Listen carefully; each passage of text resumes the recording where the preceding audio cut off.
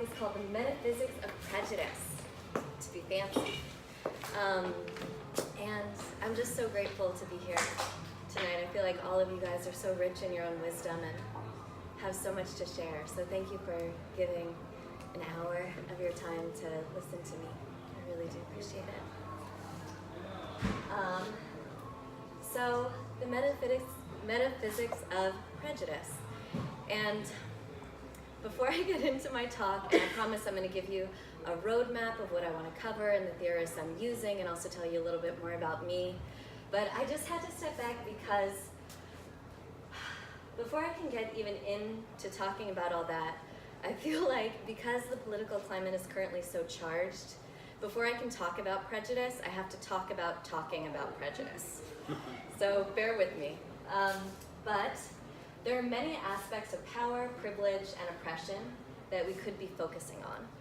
And I'm choosing to focus on prejudice specifically because I think it deals with what happens at the interpersonal level. So it's where all of these big sort of institutional things trickle down and all of these internalized things come up, and we actually have to deal with each other.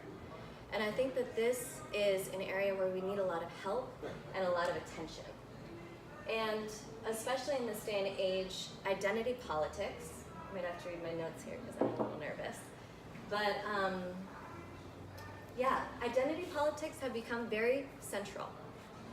It's become so central that it even takes other things that are not necessarily identity political in nature and incorporates them into its own logic. So that even if you're talking about something like immigration, which has such extensive structural issues about transnationalism and economics and trade and politics and humanitarian themes, it ends up being a lot of like he said, she said, and how do we feel about people and what's our opinion. And that this current political climate is largely centralized around a core dichotomy that I think is being framed and structuring the way that we're even allowed to talk about anything that even has the slightest whiff of social justice to it. So if you look at all of these articles that are around about identity politics in the United States media, what's remarkable about it to me is that it's actually a place where people are making moves and getting attention, right? You can write a whole lot about your feelings about the Oscars from an identity politics perspective, and you will get millions and millions of views on what you're doing. In a way, it's become a place where it's actually possible to gain political attention for what you're trying to do. And even at this time where there's no strong presence represented in the media of an anti-war movement, an anti-capitalist movement, an environmental movement, things that address these structural issues, there is all of this stuff about identity politics and interpersonal ways in which we relate to each other. And what is most problematic to me about the way that the political climate is being structured by the current centrality of identity politics is that even though mobilizations for civil rights and identity-based movements have this rich history to them, they are currently, the entire conversation is being collapsed into a very sloppy and simplistic dualism, which I have outlined in a very sloppy and simplistic dualism that I think goes like this: social justice warrior versus alt-right. Or if you want to give other things to it that are a little less on the extremes of the polarity, it might be socially liberal versus socially conservative, someone who's advocating social change or to be treated in a certain way versus someone who's protecting the status quo or their sense of self. And if I really boil it down, maybe in super sloppy, super simplistic, only one-sided perspective, I know, I'm sorry, terms, would be a person who is currently identified with or allied with a minority or oppressed position who's taking an attacking stance, and a person with a more privileged position feeling attacked and defending themselves or retaliating.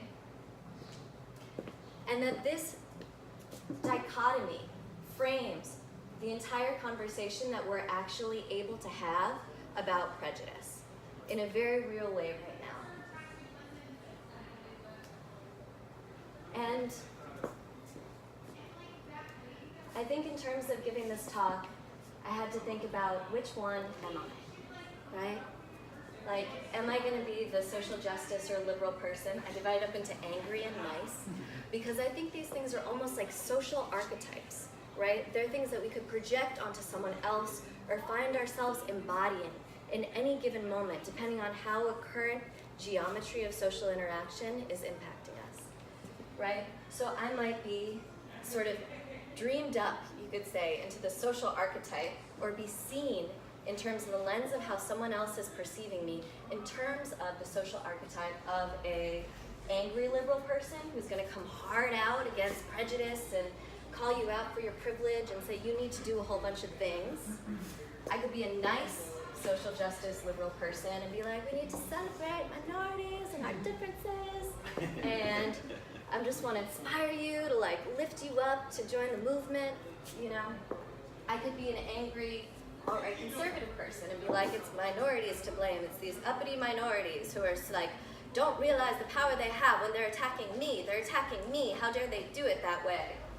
Or even worse, someone who's like, no, I actually believe that we should be discriminatory against these different groups of people. Or I could be a nice alt-right person. Nice alt-right person says, I just think we need to treat each other better. You know, like, why are you yelling at me? Like, shouldn't we all be nice to each other? Can't we be nicer to each other? And not blame and take out our feelings about the injustices of institutions on innocent individuals? Right? We know these social archetypes, right? They're around all the time. And I feel like it's defining the discourse that we're able to have. And what's weird to me about this is that even if you look in this way that it's set up, there's something in which these two sides are implicitly relating to each other, right? This one's like, you're attacking me. This one's like, you're attacking me. This one's like, you're a snowflake who can't handle it. And it's like, you're a snowflake who's always offended. Their accusations to each other mirror each other almost exactly, except for this like very real fact of institutional inequality, right? But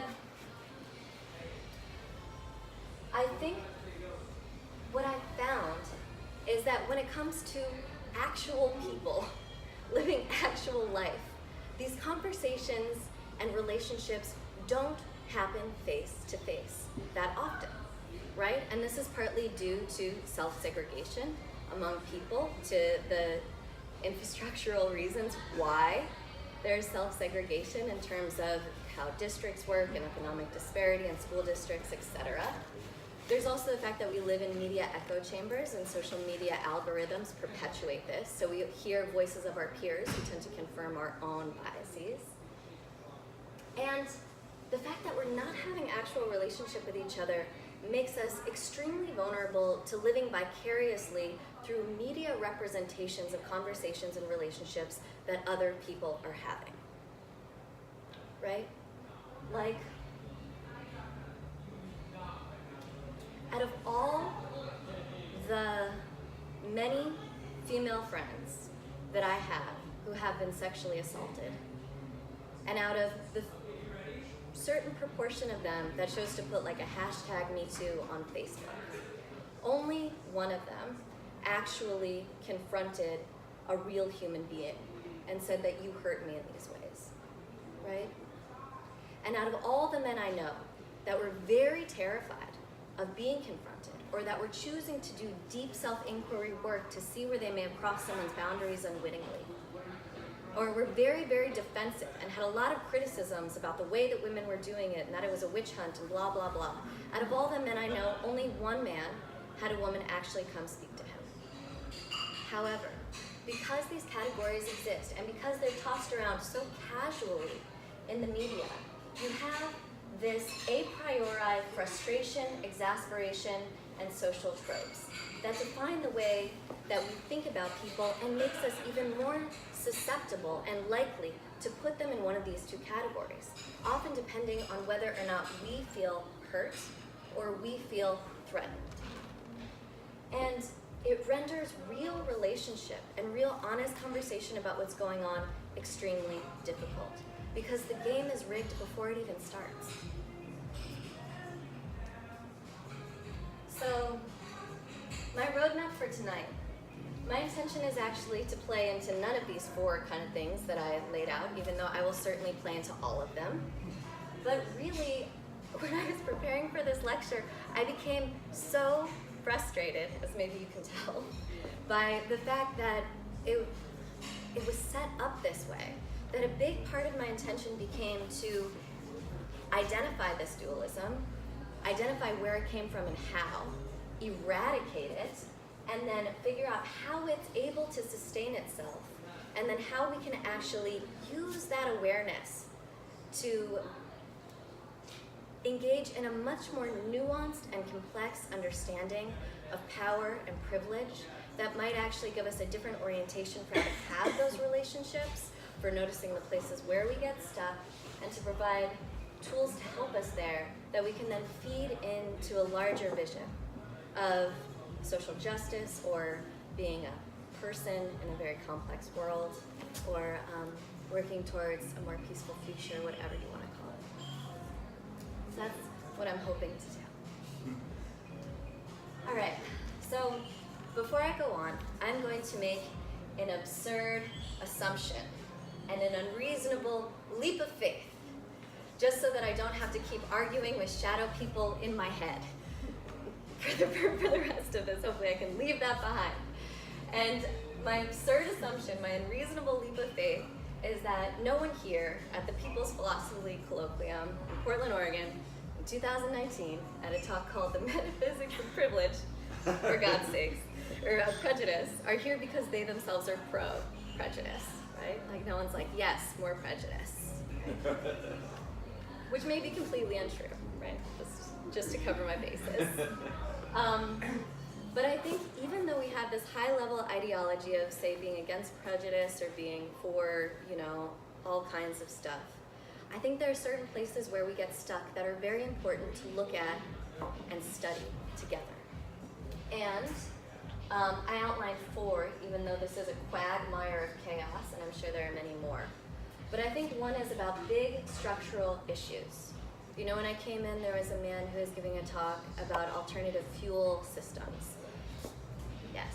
And it was inspiring to me because I think actually in a country that prides itself so much on being visionary, there are very few kind of big, broad-scale visions of the future for where we're going in terms of capitalist, economic, transnational, even like full-scale education, healthcare reform, even though there's a lot of attempts, that real sort of salient vision of these larger structures, the banking system, all that stuff, what we're working for. It's not like there's like a big movement behind one or the other.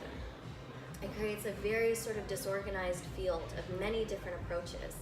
And in one sense, that might be more the way that things happen if you don't have a big meta vision, that it happens in a more disorganized way with people working on various different campaigns that weave together and ultimately lead towards a future that's almost like organismically, like the way all the bacteria in your gut are like working in the ecosystem towards something new, right?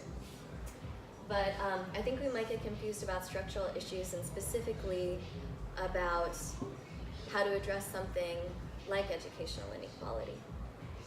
The other one is about the details, right? You might be like, yeah, I'm not for prejudice, but I really don't like how Me Too is happening. Or I really think, letting in illegal immigrants is just not a good idea, or abortion, or, who should make who a cake, right? Like there are so many things where we can get divided, and I think a lot of times we get divided not at the level of our high ideals, but at these sort of less inspected places of our inner psychology where we just don't like how something is being done, and we're not encouraged to inspect it, which I hope to do tonight. The other one is what to do about it. I think it can be very overwhelming to think about so many institutions of power and privilege and oppression, and maybe the reason why identity politics has taken such a front stage spot is because it is a place where you can achieve victories, right? You can have greater diversity in terms of who wins Oscars, right? You can have an interpersonal exchange where you feel like you've changed something, or you feel like you've stood for yourself, or you feel like you stood against something. That feels rewarding in a way where these like larger sort of big shifts seem almost hopeless. And there's a lot of difference too about what we're supposed to do about things, but I'll get into that later. And then really the place where I want to focus is what I've found from talking to people is where it becomes the most difficult for them to sort of hold on to that high level ideal, thank you, is the places where they have felt interpersonally hurt or rejected or unseen. Good.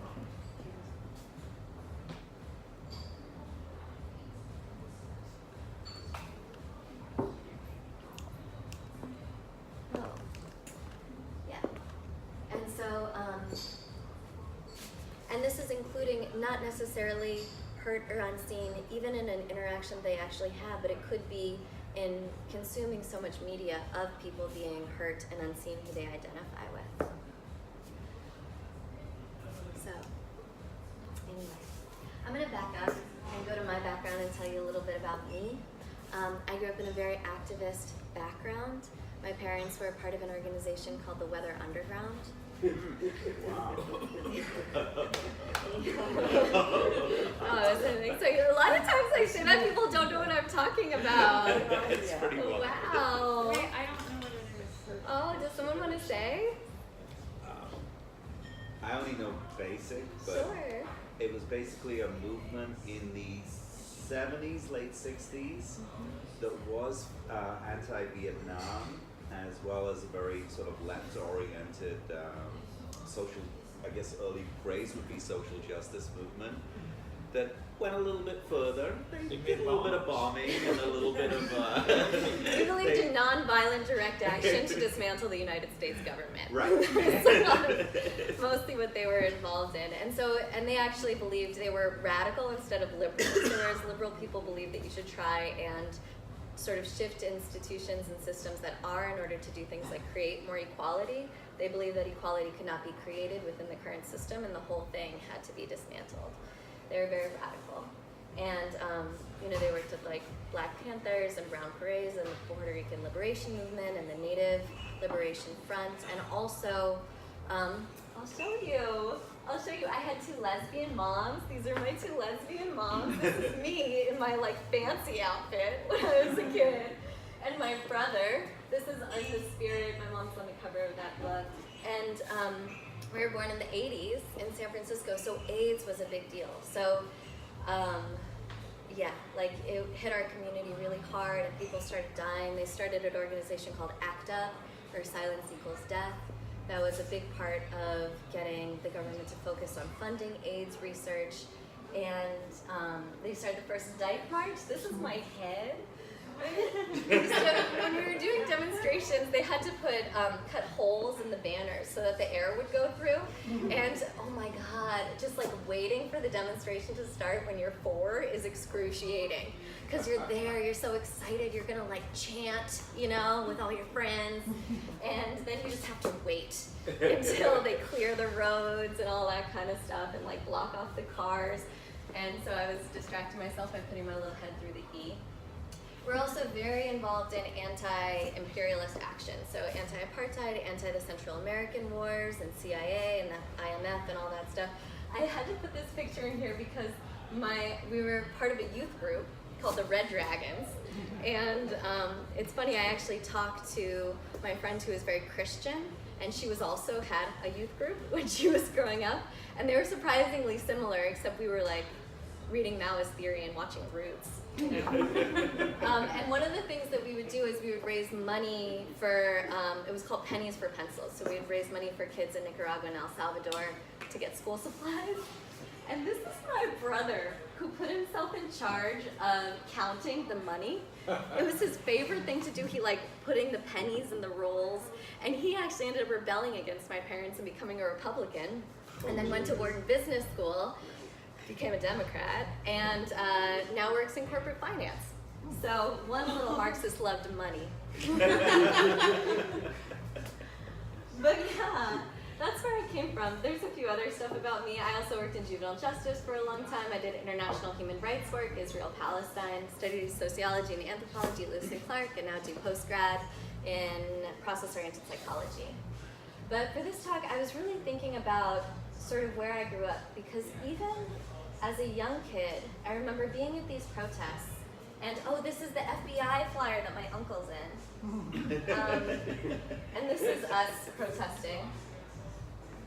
But even as a young kid, I remember being at these demonstrations and watching my parents versus the police, and recognizing very early on that even though their messages were completely different, my parents were these like loving, benevolent people to me, and we were raised collectively, so sort of all my aunts and uncles and all of that, who were so kind to me, as soon as they got in front of the police, would mirror their energy. And just watching the way that this transformation happened made me very interested very early on the relational nature of power. So while everyone around me was very focused on the structures and the powers that be and the institutions, I became very interested in the relationships that are happening or not happening and how they're happening, and had to train myself in order to expand my thinking to hold this vast multiplicity of transpersonal and institutional, interpersonal, and internalized, all at the same time in this vast shifting geometry between people. And one thing that they taught us this victim, abuser, protector triangle when I was in middle school, and it was like, because all these things that I hadn't had language for suddenly made sense. So just to give a brief and dirty rundown for this, the idea is that this is a very solid geometry in human psychology and interactional exchanges, where if one person polarizes to one of these roles, it almost automatically puts people in the other role. And the three of them are, so the persecutor, the abuser, the bully, right? The victim, and then the rescuer or the protector. And so if I am seeing someone as bullying someone else, and I try and step in, I have reconstellated this geometry, right? If I feel like someone is bullying me and I'm looking for someone to come protect me, I have reconstellated this geometry. It only takes one person experiencing this to make this geometry happen in the collective field. And what's really interesting about that original dualism that's created, like social justice warrior and alt-right person, is that it seems like a semiotic and discursive battle over who is the victim, right? Both of them are trying to frame themselves as the victim and almost appealing to us, or maybe they're not doing it actively, but because we are the ones looking at the situation and having an opinion, we have the option to decide who we think needs rescuing or protecting in the moment based on who we think the victim is. And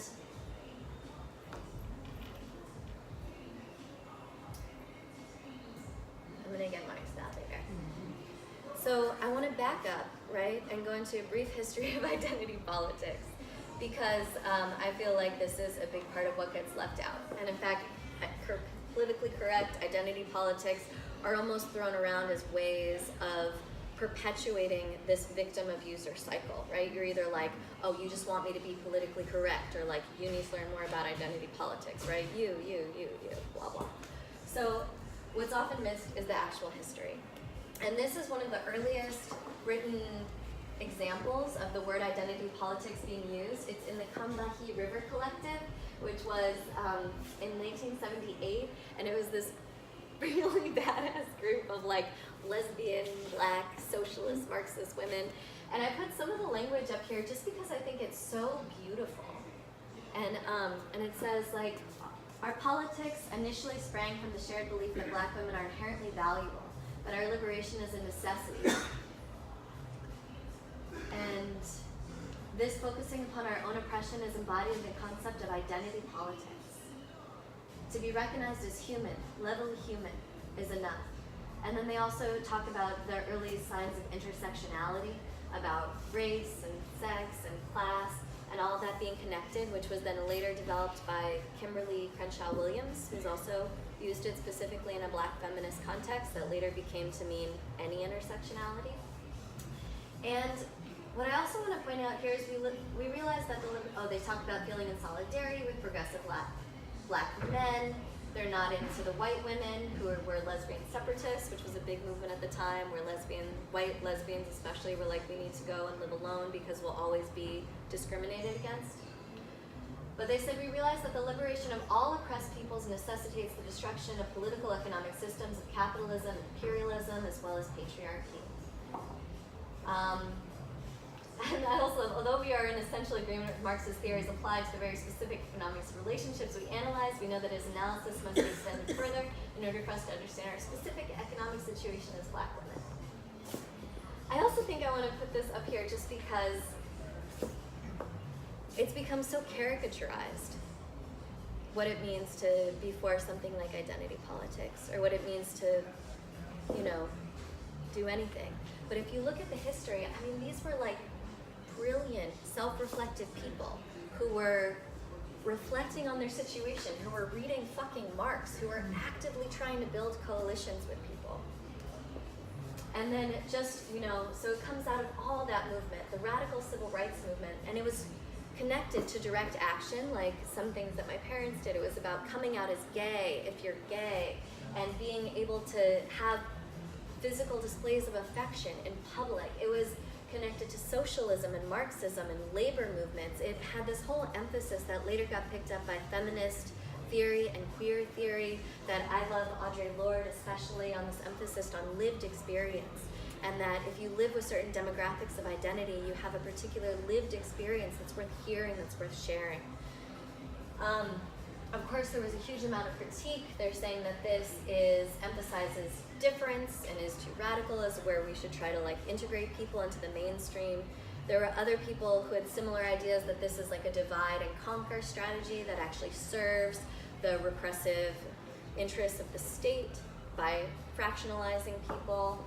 There was this critique that it ignores structural issues in favor of group affiliation, and specifically seen as different groups would then jock for power within the existing situation and structures, as opposed to attempting to change the structures.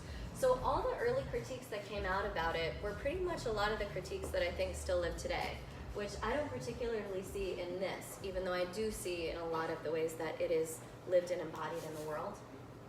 Then the postmodernists came around, and they, of course, just made everything all crazy town like they do. So Judith Butler was like, identity's not inherited, it's performative. Kimberly William Crenshaw, the one who also originated intersectionality, who I was talking about before, says that identity politics silences people because it preferences alliances with your own group as opposed to recognizing the vast differences that exist amongst people that might have diverse identity markers, right? So you have to feel like an affinity with all women as opposed to exploring the many differences that you may have with many women. Gayatri talked about that identity politics plays into strategic essentialism. So it's like indigenous people now have a strategic motive to create a category of indigenous people because it gives, most likely us in a very industrial society, a cognitive way of thinking about who they are.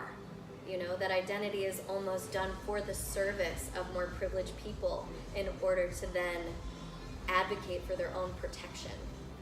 I think you can think that we're even doing this in terms of the environment and in terms of nature. I was watching this ad the other day, and it had this solar, it was an ad for solar power, and it was like, nature is your best friend. Nature is the calm mother who always loves you. Love nature. And that sort of erected idea of what nature is in its way a strategic essentialist of its identity that doesn't necessarily correlate to the true nature of nature. And all of this stuff was collapsed into what we were saying before. So now Wikipedia, the receptacle of collective surfaces, the ultimate flattening of all knowledge into what we generally just take and,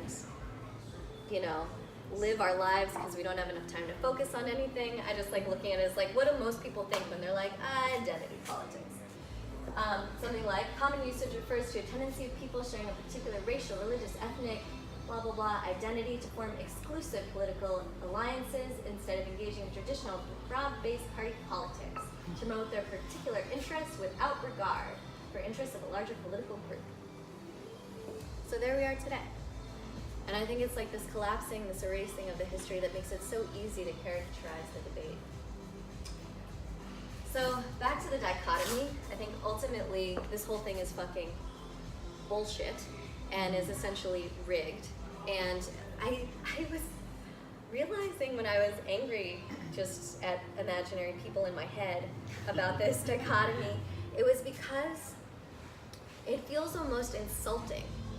It feels insulting to my intelligence as a thoughtful person. It feels insulting to my capacity for compassion, for self-reflection, for understanding other people. And I started researching the history, and I found this amazing book by Angela Nagel called Kill All Normies, Online Culture Wars from 4chan to Tumblr, Trump and the Alt-Right. And this woman has been researching internet message boards for decades. And it's amazing what she found. So basically, I'm going to do this as quick as I can because I think I spent way too much time on the first part. But early 4chan and internet message board were essentially disenfranchised, disgruntled, volatile young men, right? Especially in the United States who were there. And they would be developing this culture that was a lot about just being provocative and saying whatever the hell you wanted to say and just, you know, fuck this, fuck that, my dick, whatever, like whatever it is that teenage boys say on the internet late at night. And they would sometimes be mobilized to be like, women won't have sex with me, rah, I hate women, they're so stupid, Obviously much worse than that. But there was a certain amount of misogyny, but in general from what she could tell about it is that other than just feeling this kind of like raw energy, there was no specific hatred towards any particular identity category for anything inherent to that identity when these boards first started. And in fact, it was just this kind of like liberatory desire for power and for experiencing themselves and for a sense of personal freedom and a lot of humor and a lot of being able to just do whatever they want. And some of these message boards, some of these groups in 4chan started participating in very subversive activities, getting involved in cryptocurrency. The Occupy movement was happening, Anonymous was happening. And if you think about it, if there's anyone who could really, take down the banks or whatever, it might be if all of these hackers who are getting together online in the middle of the night joined forces. They might be the ones, you know what I mean, who could take down Washington Mutual or whatever and just cause absolute chaos, truly disrupt the state. But what happened is that there were all of these bureaucrats who had been part of the cabinet under George W. Bush, who were then too right-wing to be in the Obama administration. They got kicked out and ended up infiltrating these message boards and working very closely with propaganda strategists. They became the future architects of the alt-right. And essentially what they did is they erected this straw person, just to be with it, this puppet of this social justice warrior. And the social justice warrior said, you men are bad, and you need to stop what you're doing, and you're, blah, blah, blah. And essentially it was saying that you are not allowed to do this or that. You need to think about people other than yourself and recognize your privilege. I mean, all of the kind of archetypes that we have now about call-out culture, which admittedly was a strain in leftist and activist communities. But it was a strain that was taken by these propagandists. Sorry, I think it's good. And blown up to the extent where it said, this is what it means to be an activist, this is what all leftists are, and this is who you need to fight against. Because essentially what they did is they created a very powerful duality. And I believe that our minds crave simplicity. I believe we work on a fundamental dualistic system, if not thoroughly observed, right? Good, bad, right, wrong, spirit, matter, right? And they created this duality. And they offered this choice to these young men in these groups. And they said, either you can be, progressive, and you can feel guilty and bad about yourself, and try really hard to say the right thing, and never say the right thing, and the right thing is always changing, and you just need to take all the aggression that comes at you because you're so privileged, and other people aren't, so you deserve it, right? Or you can feel proud of who you are, and say whatever the fuck you want, and you get to feel like a victim because, these people are trying to silence you. And victims are justified in whatever they do, whatever feelings they have, whatever responses they have, so you're even that more empowered to do whatever the hell you want to do. And not only that, but you get to feel entitled to your power, right? You have to be like, it's right. It's right that men are above women. It's right that white people are above people of color. Because you're fighting this imagined other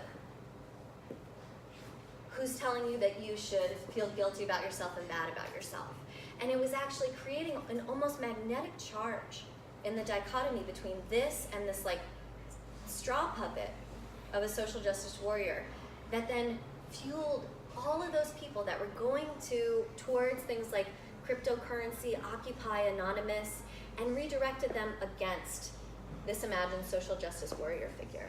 And what Angela Nagel noticed is that all of those message boards that before had been just about video games with some misogyny now became anti-racist, anti-immigrant, anti-trans, almost homogeneously.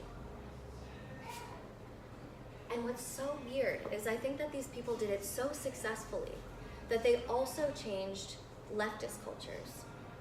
So that now there's almost this thing where it's a lot of the leftist spaces that I've been in that I've been in for a long time, have now come to be characterized by this new language, which is also very much not homogenous. And I think people who are in activist circles have a lot of internal diversity about their feelings about call-out culture. But what's so weird to me, and the sign of their success, is that now leftists spend almost more time than right-wing people discussing call-out culture and whether they think it's right or not, which is just very successful on the part of those alt-right people. Oh, and a point is that this is kind of the setup that has been around for minorities for a long time, right? That you can either feel guilty and bad about yourself and try hard to say the right thing and take aggression, except without choice. Right? Because if you start going in here, the consequences are very grave. Thank you. So, yes, this dualism is rigged and we are being played. I'm going to say that again because it feels so good. This dualism is rigged and we are being played, right? Which is not to say that call-out culture isn't real or that call-out culture doesn't happen. Just as it's not to say that true blue prejudice isn't alive and kicking, and that certainly institutions of prejudice and oppression really do exist.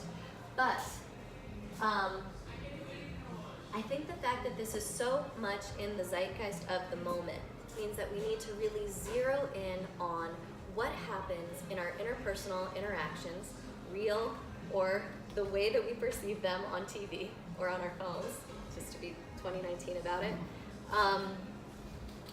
that allows it to persist, right? Because if you think of meme theory, there must be something very resilient about this meme. And it must be keying into deep aspects of our unconscious psychological structures and emotional tendencies that makes it so virulent and able to persist. So, to do that, we are going to take a deeper look at power. And this is just an iceberg, right? Because it's like we like to pretend that we make up our beliefs based on reason and logic, thanks to the Enlightenment, whatever Kant. And so we have a political discourse that defines itself this way. And yet we can see that political leanings are largely dictated through emotions, and that it's largely, like, even though both sides are saying, yeah, that they're making arguments based on values or ideals or beliefs, a lot of times they're harnessing people's emotions and then directing them in a different direction towards their own aims. So, in process-oriented psychology, which is what I study, they have something called rank theory. And what rank theory does that I believe is very helpful is it makes like a multivalent way of understanding interactional power. And it uses the word rank to imply that our notions of power with each other have something that is inherently relational, right? So again, we're just on the interpersonal level. When I'm interacting with someone, the experience that I have of myself is relative to who I am interacting with, that there's a relationship created between us. And that there's both high and low rank. And this was my like kindergarten moment. I was like, you guys can play along and take out a piece of paper and a pen, and I'm gonna go through these 5 different versions, or 5 different vectors of power. And you can think for every single one, each person is going to have a complex way in which they spread across the different matrix of high and low rank for each category. And that they're all happening all the time. So the first is social, and these are all the isms, right? This is like race, gender, class, your able-bodied thing. Like I, for example, check off a lot of like high rank, high social ranks, right? I'm like a white, able-bodied, cisgender, heterosexual, you know what I mean? I could go on and on. I'm in the United States, for God's sake. So, yes, those are all the isms. And I believe when we talk about power, a lot of our discourses normally, or identity politics specifically, a lot of things are normally limited around here, at least in modern day. But then there's also contextual power. So this is in the situation, in the cultural context that you're in your societal expectations. So this is like a teacher and a student, right? The teacher has high rank, the student has low rank. A boss and an employer. The boss has high rank, the employee has low rank. But you can see how these are already starting to interact with each other, right? Because let's say that in the United States we have a culture that really favors like being able to be bold and daring and stand up and, you know, speak aloud, right? That kind of style is really rewarded by our culture. If you inherently have that kind of style, you might have high contextual rank in the system that you're in, right? Which is very different than, let's say, you're born in Japan, which has a much more sentient cultural style that values things like being able to be quiet and contained and mediated, right? If you were born very quiet and sentient and mediated in the United States, you would have very low contextual rank, right? We're not so kind to people who are unable to say it all and say it loud and say it fast here. And then this also interplays with the level of your psychological rank. So this might be something about nature or nurture. I think even from a young age, some people are just born with more self-esteem or confidence, and others less so. But then again, this often ties in with all the rest, right? Because this also has to do with the level of isms and social oppression and what you're living with there. If you're an immigrant in a different country, if you don't speak the language as well, you might start having a low psychological rank, right? I remember when I was dating men in my early relationships, as much as I'd been indoctrinated into feminism, I still felt less than. And I would find myself practicing what I was gonna say before I would say it to them, which is a sign of low psychological rank, you know? Even after all that Red Dragon group meetings, I still didn't feel strong enough, you know, to think that I was like as worthy as they were. Psychological rank can also mean that you have a certain psychological literacy, right? Like, if you have a high psychological literacy, it means you have a good understanding of yourself or what might be motivating other people. You know, I think now I work as a counselor and I've had the privilege, the luxury, the often grueling task of studying psychology, which means that sometimes I'm working with people who haven't spent 5 years studying psychology, and I have to adjust to understand the fact that I have a higher rank just in terms of knowing basic concepts, basic psychological concepts relative to that. There's also like mental health. But another interesting one is about morality, moral rank. So high moral rank is when you feel righteous, that you believe in a cause, that you believe you are on the right side of history. Whereas low moral rank would mean you don't, right? And you feel like kind of like queasy about what it is that you're doing, or you know that you're acting self-servingly, but you're doing it anyway. Those are very different energies, right? I believe, right? I have the masses behind me. Like, I am doing this for the generations. Is very different than like, something. I don't know. But what's tricky about this is like it's contentless, right? Like if you were a colonizer, you genuinely believed that you were on the right side of history. A lot of them, right? Or if you're, you know, one of those women from the original River Collective, you believed you were on the right side of history, right? These ranks are accessible to anyone at any time. And then the last one is spiritual rank, which is high spiritual rank means a feeling of connection to something larger than yourself. And, you know, one way I like to think about this is in terms of faith. Faith. Like, you know, I was raised very atheistic. And I remember when I was first talking with that Christian friend, I spoke about she had this faith that things would work out, this faith that, you know, doesn't matter if Trump wins, right? God has a plan, and it baffled me because I was living in utter chaos and mess and tearing my hair out in despair over all kinds of things. And she had this high spiritual rank that sort of led her through. I think also a lot of times it's our spiritual rank that allows us to gain a meta position and awareness, even when things become very hot interpersonally. So 3 points about rank is the more you have of it, the less you know it's there. Right? Like my friend who would say, God has a plan, when I came like completely devastated about my boyfriend or whatever, was totally unaware of the fact that she had this power that I didn't. Right? And it's the same, right? Like as a white person, I don't have to think about race unless I choose to. Right? That's one of my ranks.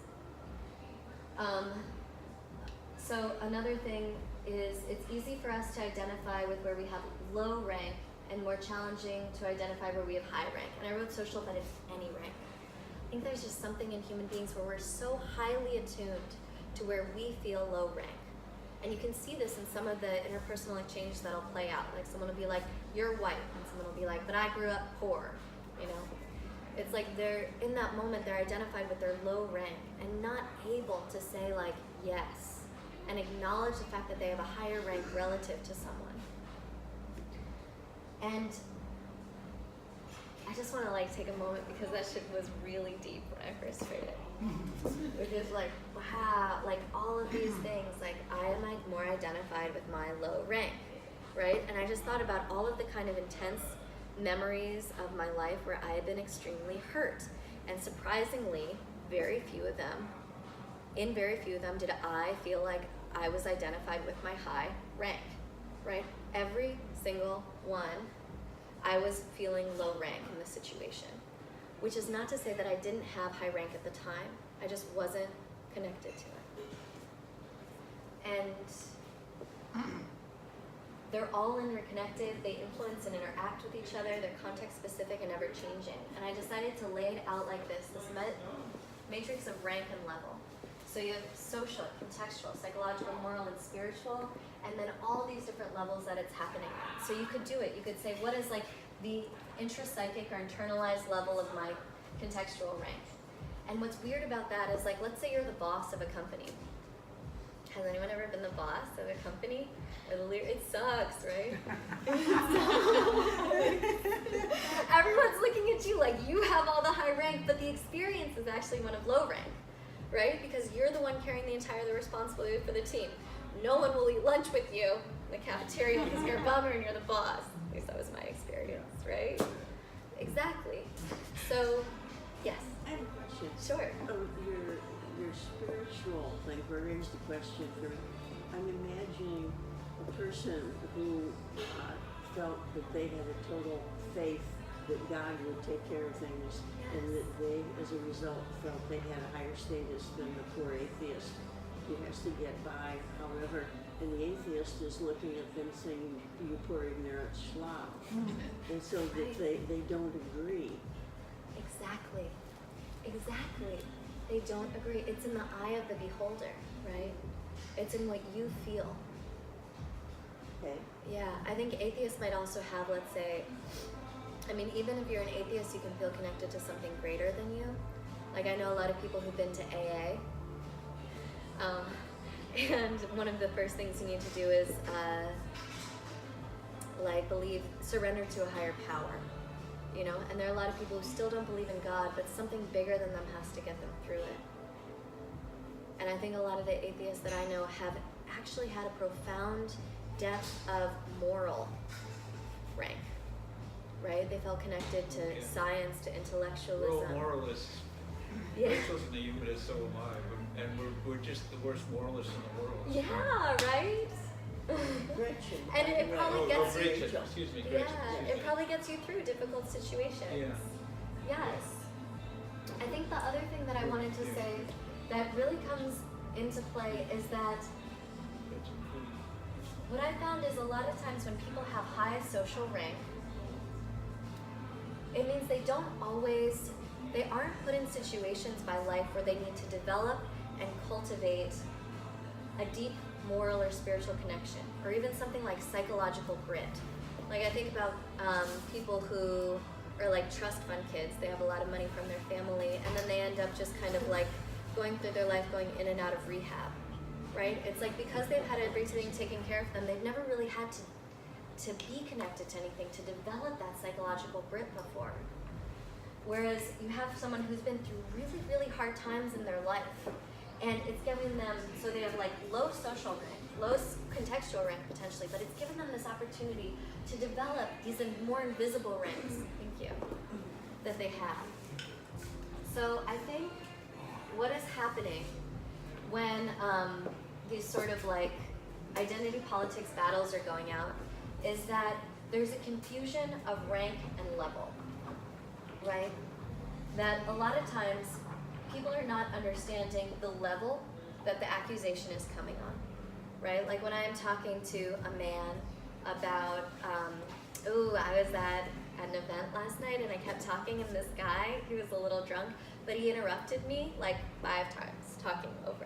And like first time, okay, second time, okay, he's drunk, third time, okay, fourth time, okay, fifth time, hey, have you noticed that you keep talking over me, right? Like maybe I want to talk. And then he went into this whole thing about how like women love him, you know, and like some of his best friends are women, and women think he's a really good guy. And I was like, hey, have you noticed you're still talking over me? To talk about how women love you, right? So where is he coming from? You know what I mean? In this level. And where am I coming from? And it's so intricately complicated, right? We are bringing both of our whole histories to each other, and then we've like come like 2 wave forms into the particle of this moment where shit gets really frozen, and we're facing off with each other. And obviously, I have like a lower social rank according to this specific interaction. We all have very complex patterns, right? But in terms of, we're just talking man-woman, and I'm coming to him on an interpersonal level, but it's obviously influenced by both of them, right? It took me 5 times to say something. Maybe that says something about my internalized or my psychological rank. Maybe it says something about my psychological rank that I even felt capable of saying anything at all.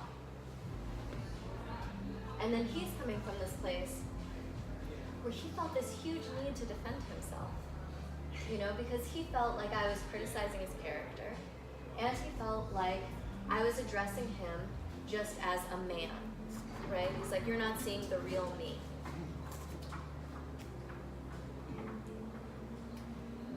Yeah. I'm aware of time, so I have like a million points I can make about that, but I won't, because I want to get to this idea of like, what is prejudice anyway? Which is probably about have 5 minutes for this one.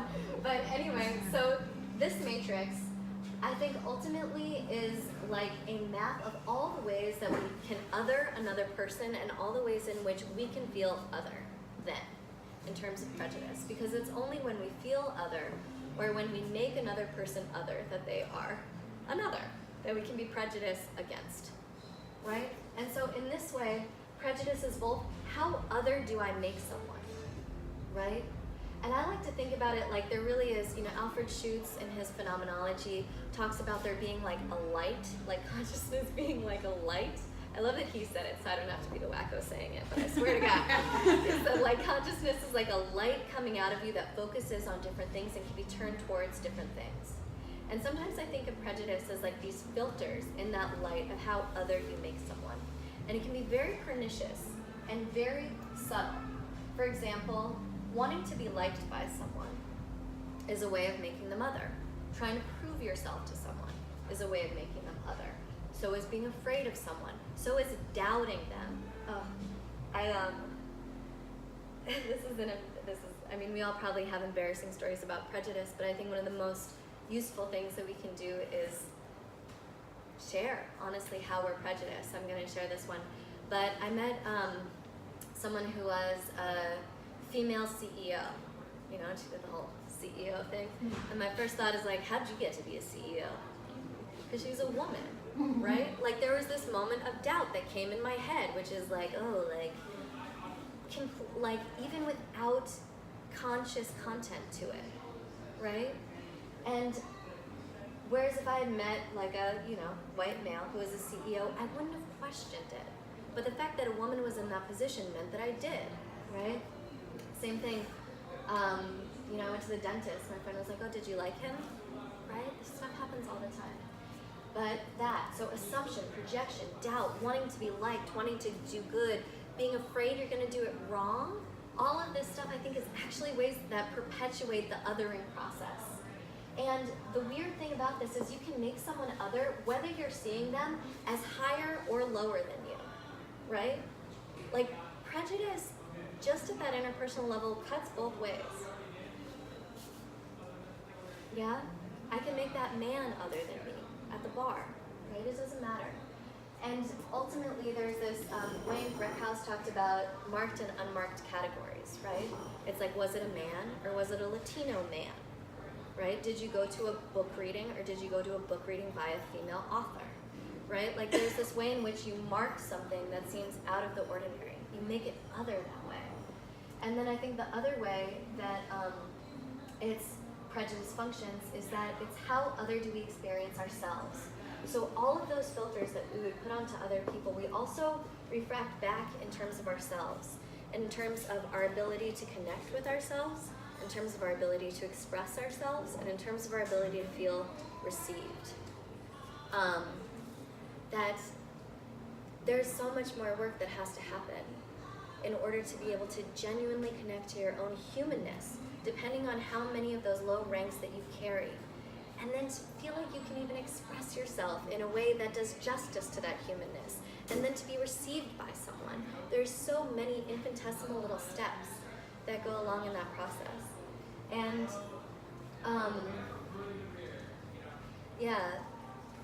one of the points that guy at the bar was making, thank you for letting me use an example, dear person, is he was trying to make a point about how there weren't very many female musicians. Right? He's like, why aren't there more female musicians? There's so many male musicians.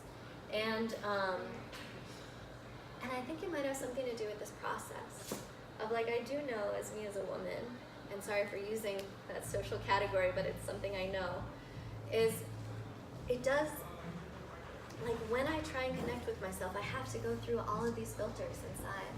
To express myself, I have to think about all the ways in which women are seen that go beyond just me. I have to think about that my body might be seen. I have to think about, am I speaking intelligently enough and not over-emotionally? Thank you. Right? All those filters. So, right. I think also strangely when we engage in prejudice, which I'm just calling this process of making someone other, we often do so because we feel we are the victims. Right? We often other people when we are feeling a sense of low rank. And this might be low rank, and this is in terms of the level, in terms of contextual, right? Like, you know, I was there, I was at this meeting, and there's this Asian American woman, and she said I cut her off, and she started to get very upset because she said that that was a racist thing to do, especially considering her culture as an Asian American woman, and me having a louder voice as someone from the United States. And she got very emotional, right? And all of a sudden, everyone in the room is on her side. She had much higher contextual rank in terms of me in that moment, right? And I was like, give me a break, you know? Which is not exactly where my heart is, but I was feeling low rank at that moment. And my first instinct, my very first instinct was to make her the abuser, make me the justified victim, and believe that I'm the one who needs protection. And dismiss and diminish and blame her for her reaction. That was my first instinct, and it was because I felt hurt in this like very small way. And it took a lot to be like, to get back to a deeper sense of awareness where I was able to see her in her wholeness and be able to see me in my wholeness and understand the axis of rank and actually be able to connect once again to the places where I am not being attacked, right? Like I have a lot of resources at the moment and I can see her for having a genuine experience that I can be curious about. So, how much time do I have? Like 2.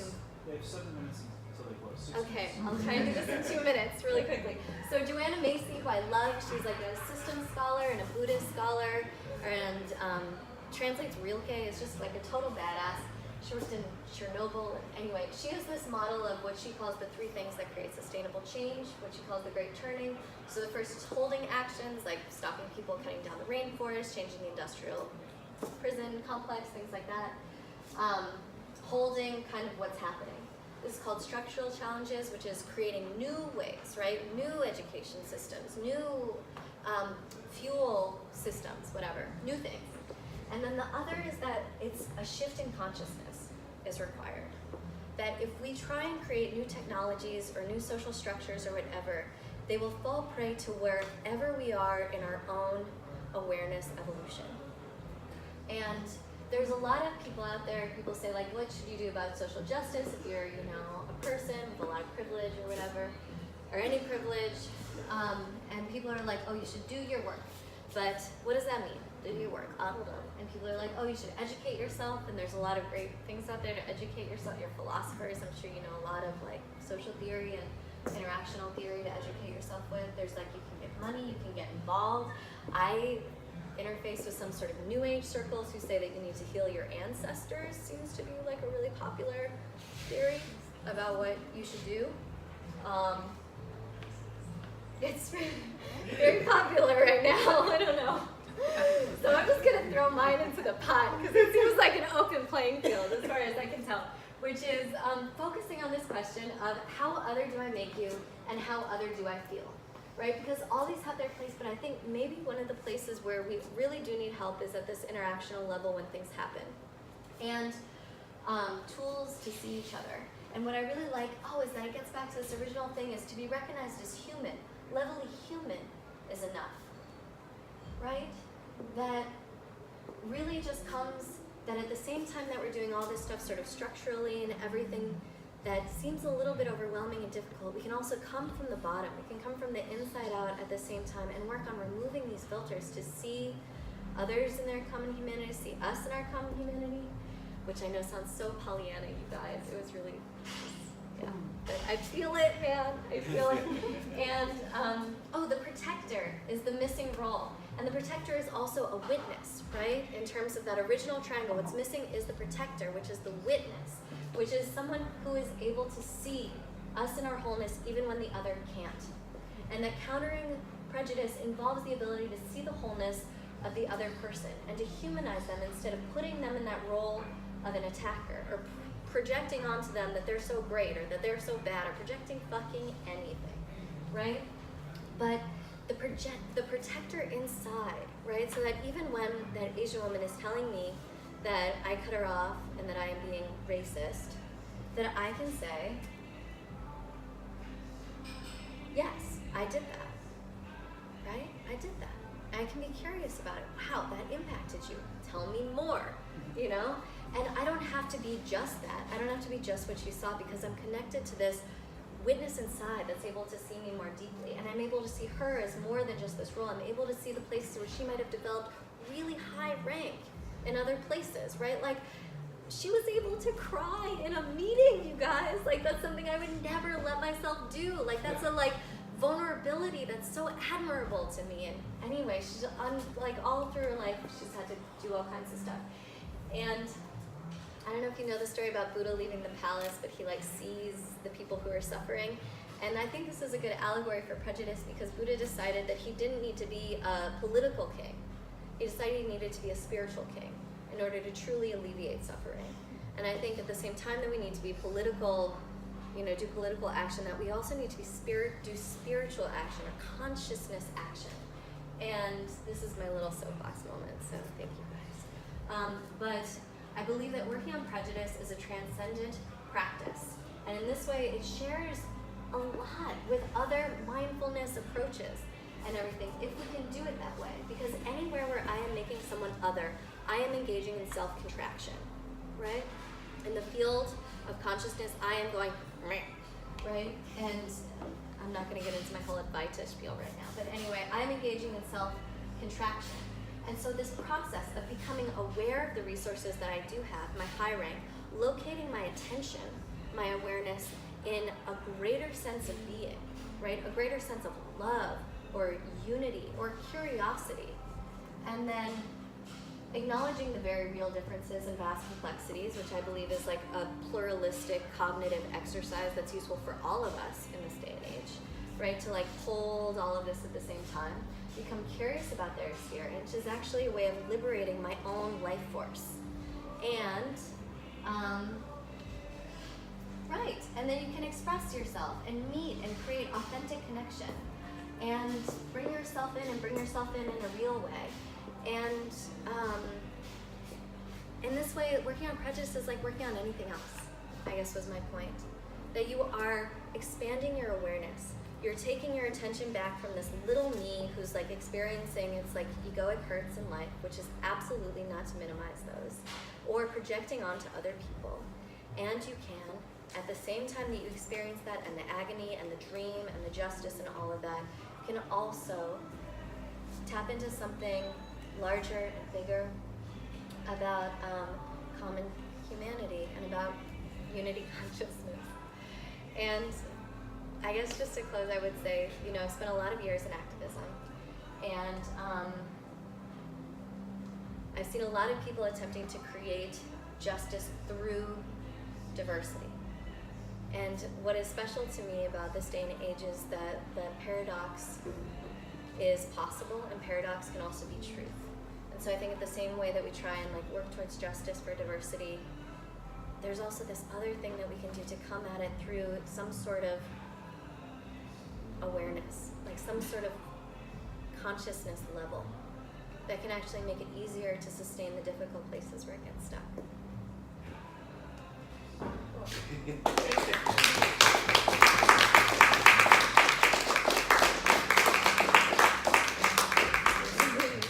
Okay, mob me. Come mob me. Yeah, so we can talk as long as we like out on the sidewalk. Okay, thank you guys so much. I sincerely appreciate it. Thank you.